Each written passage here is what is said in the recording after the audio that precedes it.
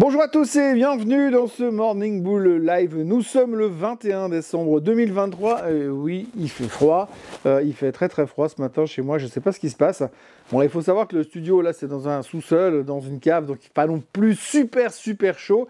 Mais bref, toujours est-il qu'il fait froid ce matin, d'où ma tenue un peu plus hivernale. Ce qu'il faudra retenir quand même, c'est que hier, à propos de rafraîchissement, les marchés ont baissé. Oui, ça paraît fou, mais les bourses mondiales ont baissé. Enfin, pas en Europe, parce qu'on n'a pas eu le temps, parce que tout s'est passé hier soir aux États-Unis, après la clôture européenne, donc dans la post-séance européenne. Tout d'un coup, quelqu'un a glissé sur la savonnette et on s'est dit « Oh, mais que se passe-t-il? Ne faudrait-il point vendre avant les vacances de Noël ?»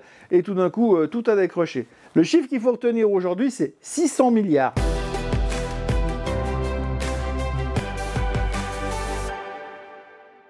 Oui, 600 milliards. On a effacé 600 milliards de market cap sur l'ensemble des indices boursiers américains en l'espace de 2 heures hier soir. Alors on se dira, mais que s'est-il passé? Y a-t-il eu une mauvaise nouvelle? Powell est-il revenu soudainement en disant non, écoutez les gars, c'est pas ce que je voulais dire en fait. Lors du dernier meeting de la Fed, je voulais dire que j'allais encore monter les taux une ou deux fois avant de commencer le cycle. Non, c'est pas ce qu'il a dit, il s'est pas produit ça. On nous a pas dit, ah écoutez, on a mal calculé les chiffres du CPI. Et puis là, on a très peur pour les chiffres du PCE de demain. Alors attention, il pourrait y avoir des petits effets de manche. Non, pas du tout. Il ne s'est rien passé du tout. Enfin, si on regarde bien les médias, si on lit un peu le Wall Street Journal, le Barron's, si on regarde CNBC, il semblerait que tout d'un coup, au milieu de la séance hier soir, alors que tout le monde est en train de se dire « Waouh, c'est trop cool, on est pratiquement au plus haut de tous les temps sur le S&P 500, les indices n'arrêtent pas de monter puisque de toute façon, eh bien, on va baisser les taux l'année prochaine et quand on baisse les taux, c'est tellement bon pour les actions, c'est que du bonheur. » Et puis tout d'un coup, en l'espace d'un millième de seconde, quelqu'un s'est dit « Attends, voir, mais alors, si on baisse les taux, ça voudrait dire qu'il faut soutenir l'économie, mais s'il faut soutenir l'économie, ça veut dire que l'économie va ralentir. Donc ça voudrait dire que potentiellement, éventuellement, peut-être l'année prochaine, il y aura un ralentissement. Et là, il y a un mec qui a prononcé un mot, et s'il y avait une récession? Alors je ne vais pas vous mentir, le mot récession, on n'aime pas beaucoup. Alors tout d'un coup, on s'est dit, ah mais si finalement la justification de la baisse des taux pourrait s'expliquer par une récession, ça serait plus logique. Mais si c'est une récession, pour l'instant, on ne l'a pas vraiment pricé. Alors en regardant bien les documents de la Fed, de ce qu'ils ont publié la semaine dernière, on voit quand même qu'ils envisagent éventuellement peut-être une récession sur la fin de l'année 2024. Mais du coup, on s'est dit, s'ils commencent déjà à baisser les taux, c'est qu'on a un petit peu peur. Bref, le marché a décalé, on a poussé 600 milliards de market cap, sans faire de prisonniers. Il n'y a rien eu de spécifique. Oui, FedEx a perdu 12%, mais ça, on savait hier que les projections de FedEx n'étaient pas terribles. Après, il y a Google qui s'en sort pas trop mal, parce qu'eux, ils ont quand même annoncé qu'ils restructuraient leur division publicité, donc ça va bien de ce côté-là. Mais autrement, on n'a pas réfléchi plus loin, on a tiré dans le tas. Et je vous disais hier qu'il y avait eu des inflows monstrueux sur le S&P 500, sur les ETF du S&P 500. On peut largement se dire que les mecs qui ont acheté depuis une semaine, ils ont revendu massivement hier soir. Si on veut essayer de pricer ce que représente 600 milliards, eh bien 600 milliards de market cap qu'on a nettoyé en 2 heures, soit 2 fois 60 minutes, ça correspond à 5 jours de hausse. Les 5 derniers jours de hausse sur le S&P 500, grosso modo, on a additionné les 600 milliards de market cap sur l'indice. Là, on les a poussés en 2 heures. Et c'est là, il faut quand même montrer notre résilience et notre grande capacité à supporter les mauvaises nouvelles, entre guillemets.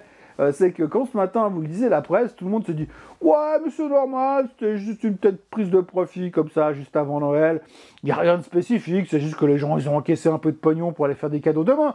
Mais rien d'urgent et rien de problématique. » Les volumes étaient quand même conséquents, l'impact sur les indices est quand même assez violent en termes de market cap. Mais on a cette espèce de sérénité. D'ailleurs, ce matin, les futurs sont déjà en hausse de 0,35, 0,40%.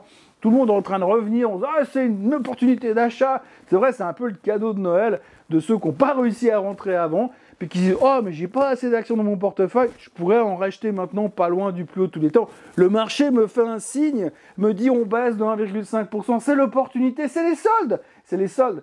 Donc tout le monde revient déjà aujourd'hui en disant, de toute façon, c'est tranquille, on va baisser les taux l'année prochaine.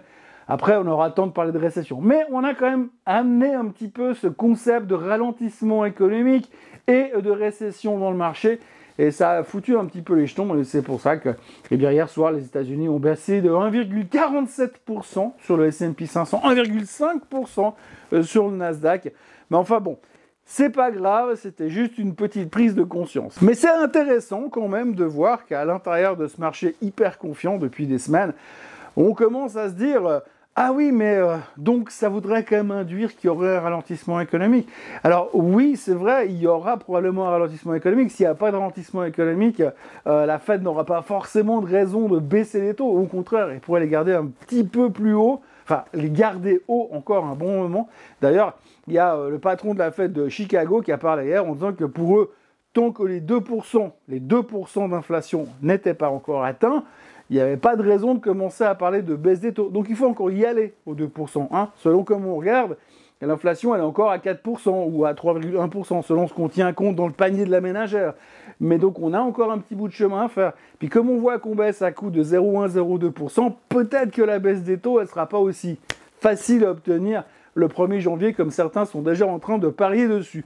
Donc, grosso modo, on a eu un petit doute hier soir, un petit doute qui visiblement n'aura pas d'impact, puisque tout le monde est relativement serein. Il ne faudra juste pas que ça dure. À côté de ça, on notera le rebond magnifique, la hausse magnifique hier du FTSE, parce que l'inflation revenait drastiquement en Angleterre. Alors on était super contents. Ah, enfin, ça baisse, c'est super. Plus que 3,9% d'inflation. Ah, c'est super. Bon. Encore une fois, plus que 3,9% d'inflation. Ça ne veut pas dire que les prix sont en train de baisser. Ça veut juste dire qu'ils sont en train de monter moins fort. Donc là, ils montent plus que de 3,9%, qui n'est quand même pas rien, sachant que globalement, les salaires n'ont pas augmenté d'autant récemment. Donc résultat, c'est bien, mais voilà, le marché a bien aimé quand même, parce que tout ce qui est négatif pour l'inflation, enfin qui fait baisser l'inflation, fait plaisir au marché et laisse supposer qu'à terme on va quand même baisser les taux parce que c'est comme ça qui nous tient en vie. Et puis on notera aussi le pétrole. Alors le pétrole il stabilise autour des 74 $ et des brouettes pour l'instant. Hein. On a toujours pas mal de feedback positif sur le baril, enfin positif à cause de ce déroutage des pétroliers à cause des rebelles Houthis. Et puis hier, on notera quand même des bons chiffres au niveau des exportations pétrolières américaines qui étaient au plus haut depuis 2015. Alors on voit quand même que les Américains sont en train de prendre, d'abord de pomper comme des fous pour garder le pétrole à un niveau correct, et puis deuxièmement de prendre de plus en plus de parts de marché aux Saoudiens. Pas sûr que ça fasse copain-copain sur le long terme, enfin pour l'instant c'est ce que les Américains sont en train de montrer. Donc pas mal de bonnes nouvelles au niveau du pétrole américain, et pour l'instant le baril se stabilise autour des 74 $ sur le WTI. Le Bitcoin frise les 44 000 $ ce matin. On parle beaucoup d'ETF sur le Bitcoin. Oui, grosse surprise, hein, puisque c'est quand même de ça qu'on parle depuis 3 mois sur le Bitcoin, quasiment en flux tendu. Alors il y a des publicités qui commencent à arriver. Hein. Les providers de Bitcoin sont tous en train de commencer à faire de la pub. On sent quand même que l'autorisation de la SEC se rapproche à grande vitesse. Ce qui sera intéressant à observer, c'est qu'aujourd'hui, tout le monde a joué le Bitcoin en se disant les ETF sur le Bitcoin vont arriver. Effectivement, ils vont arriver. Le problème, c'est qu'ils vont être pas tout seuls. Il y aura plusieurs ETF Bitcoin en même temps. Après, il faut encore choisir le bon. Évidemment que BlackRock devrait se taper le gros morceau du gâteau, mais il y en aura plusieurs qui vont arriver sur le marché et ce sera intéressant. En tous les cas, à chaque fois qu'on a une supputation comme quoi on se rapproche un peu plus de l'autorisation, eh bien le Bitcoin remonte. Alors la bonne chose, hein, c'est un peu comme les crashs boursiers. Hein. Une autorisation sur le Bitcoin, on ne sait pas quand elle va arriver, mais on sait qu'elle va arriver. Donc chaque jour qui passe, on se rapproche de l'autorisation du Bitcoin. C'est comme le crash. Le crash, on sait qu'il va arriver un jour. Chaque jour qui passe, on s'en rapproche. La question, c'est qu'on ne sait pas si on a 2 jours, à 2 semaines, ou à 2 ans, ou à 2 siècles. Bref, grosso modo, on sait qu'on va dans une direction. C'est la seule certitude qu'on a dans les marchés, c'est qu'on ne peut pas revenir en arrière. Quoi qu'il en soit, eh bien, on se rapproche gentiment des fêtes de Noël, bien sûr. Demain, on aura le PCE qui sera le gros morceau. Aujourd'hui, on a quand même le PIB américain et les jobless claims qui seront intéressants à observer. Et puis, pour la suite, il reste un jour avant Noël. Et puis, après, ça va être la pause. La pause avant Nouvel An. Il restera quelques jours de trading pour boucler cette année. Mais là, on a eu une dernière opportunité de racheter, puisque hier soir, on était un petit peu plus faible parce qu'on s'est rendu compte que qui dit baisse des taux dit aussi ralentissement économique. What a surprise. Merci d'avoir été avec moi ce matin. N'oubliez pas de vous abonner à la chaîne Suisse Côte en français, de liker cette vidéo, de la partager partout sur les réseaux et de revenir demain pour se dire joyeux Noël. Mais ce sera pour demain. Bonne journée à tous. Bye bye.